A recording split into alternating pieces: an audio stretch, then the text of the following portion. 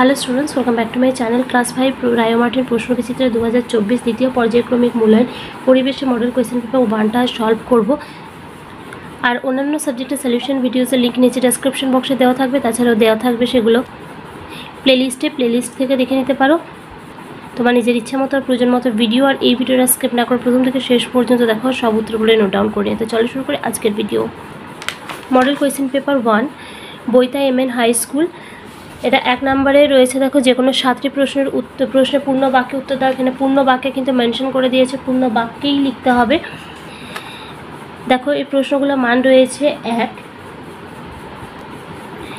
1 নম্বরে রয়েছে সান্দাকফু পর্বতশৃঙ্গের উচ্চতা কত? 3630 মিটার। বোটানিক্যাল গার্ডেন কোন জেলায় অবস্থিত? হাওড়া জেলায়। একটি প্রাকৃতিক কীটনাশকের উদাহরণ দাও। নিম পাতা। সীতাভোগ ও মিহিদানা পশ্চিমবঙ্গের কোন জেলায় বিখ্যাত? পূর্ব বর্ধমান জেলায়। এটা বইয়ে বর্ধমান জেলা থাকলেও তোমরা পূর্ব বর্ধমান লিখবে, কারণ এখন বর্ধমান ভাগ হয়ে পূর্ব বর্ধমান পশ্চিম বর্ধমান হয়ে গেছে, আর সীতাভোগ মিহিদানাটা পূর্ব বর্ধমানই বিখ্যাত। মহানন্দার জন্ম কোথায়? দার্জিলিং জেলার ডাউহিল থেকে, বা ডাউহিলে লিখতে পারো। মহানন্দার জন্ম দার্জিলিং জেলার ডাউহিলে। ভারতের প্রথম শিক্ষামন্ত্রীর নাম কি? আবুল কালাম আজাদ। কে দেশের মানুষকে হাতে কলমে শিক্ষার কথা বলেছিলেন? স্বামী বিবেকানন্দ। তিতুমির বাঁশের কেল্লা কোথায় বানিয়েছিলেন? 24 পরগনার নারকেলবাড়িয়া গ্রামে। 2 নম্বর আছে নিচের বিবৃতিগুলি শুদ্ধ অথবা অশুদ্ধ লেখো। প্রশ্নের মান আছে 1, 2-এর 1-এ রয়েছে বারুইপুরে ভালো পেয়ারা চাষ হয়, শুদ্ধ। সাদা অর্কিডের শহর হলো কার্শিয়াং, শুদ্ধ। যে কোনো 3টি প্রশ্নের উত্তর দাও। প্রশ্নের মান রয়েছে 2। নিত্যবহ নদী কাকে বলে? এই প্রশ্নের উত্তরটা তোমরা পাবে 111 নম্বর পৃষ্ঠাতে রায়োমার্টিনের। লিখবে, যে সমস্ত নদী বরফ গলা জলে পুষ্ট, সারা বছর নদীতে জল থাকে এবং নৌ পরিবহনযোগ্য, সেই সমস্ত নদীকে বলা হয় নিত্যবহ নদী, যেমন গঙ্গা, জলঙ্গি ইত্যাদি। পরের প্রশ্নে রয়েছে লুপ্তপ্রায় মাছ কাকে বলে? উদাহরণ দাও। এই প্রশ্নের উত্তরটা পাবে রায়োমার্টিনের 211 নম্বর পৃষ্ঠাতে। লিখবে, যে সমস্ত মাছের সংখ্যা কমে গেছে এবং তাদের সংরক্ষণ না করলে ভবিষ্যতে চিরতরে বিলুপ্ত হয়ে যাবে, তাদের লুপ্তপ্রায় মাছ বলে, যেমন খোলসে, নাদর, সরপুঁটি, খরশোলা ইত্যাদি হলো লুপ্তপ্রায় মাছ। নেক্সট কোয়েশ্চেন রয়েছে, দেখো, সবুজ বিপ্লব কি? এটা পাবে 190 নম্বর পৃষ্ঠাতে রায়োমার্টিন বইটারই। 1960-এর দশকে ভারতীয় কৃষিতে যে ব্যাপক উৎপাদন বৃদ্ধি ও আমূল পরিবর্তন ঘটে তাকে সবুজ বিপ্লব বলে।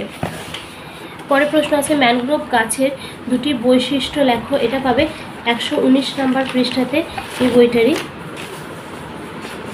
ম্যানগ্রোভ উদ্ভিদের বৈশিষ্ট্যগুলি হলো, দুটো মেনশন করে দিয়েছে তাই দুটোই লিখবে। ম্যানগ্রোভ উদ্ভিদের কাণ্ড রসালো প্রকৃতির। 2 নাম্বার, এই জাতীয় উদ্ভিদের মূলগুলি খুব দীর্ঘ ও প্রসারিত হয়।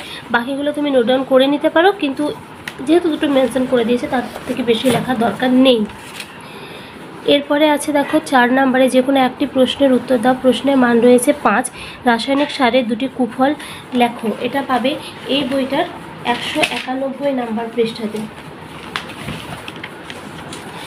লিখবে, বেশি রাসায়নিক সার আছে, যেহেতু শুধু রাসায়নিক সার আছে পয়েন্টটা এইভাবে করবে যে বেশি রাসায়নিক সার ব্যবহারের কুফল।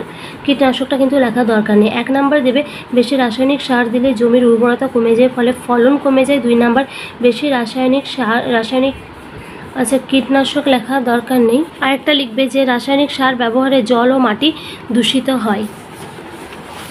পরের প্রশ্নে আছে, দেখো, 2টি অর্থকরী পোকার নাম লেখো। রেশম পোকা, মৌমাছি। আর রেশম কীট পালনের জন্য কোন গাছ ব্যবহার করা হয়? তুঁত গাছ। সমাজ সংস্কারে রাজা রামমোহন রায়ের অবদান লেখো। এটা আছে রায়োমার্টিনে 161 নম্বর পৃষ্ঠাতে।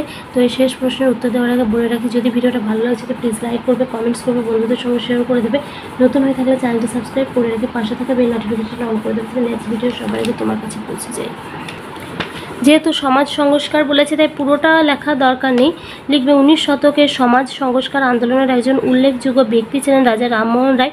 তিনি প্রাচ্য ও পাশ্চাত্যের সমন্বয়ে নবভারত গঠনের আদর্শে বিশ্বাসী ছিলেন। ধর্মমত সম্পর্কে আলোচনার জন্য রাজা রামমোহন রায় 1815 খ্রিস্টাব্দে কলকাতায় আত্মীয় সভা প্রতিষ্ঠা করেন। পরবর্তীকালে একেশ্বরবাদ প্রচারের জন্য 1828 খ্রিস্টাব্দে ব্রাহ্ম সভা প্রতিষ্ঠা করেন, যা পরবর্তীকালে ব্রাহ্ম সমাজ নাম ধারণ করে। তাঁর আন্দোলনের প্রভাবে 1829 খ্রিস্টাব্দে লর্ড উইলিয়াম বেন্টিং সতীদাহ নিষিদ্ধ বলে ঘোষণা করেন। তিনি নারী শিক্ষার ব্যবস্থা করেন। দেশের মানুষকে ইংরেজি শিক্ষায় শিক্ষিত করে তুলতে তিনি অক্লান্ত পরিশ্রম করেছেন। শুধু খ্যাতিটুকু লিখলেই হবে। তো এটা ছিল এই পেপারটার সলিউশন। খুব তাড়াতাড়ি পরের পেপারটা দিয়ে দিচ্ছি, তার সঙ্গে থেকো।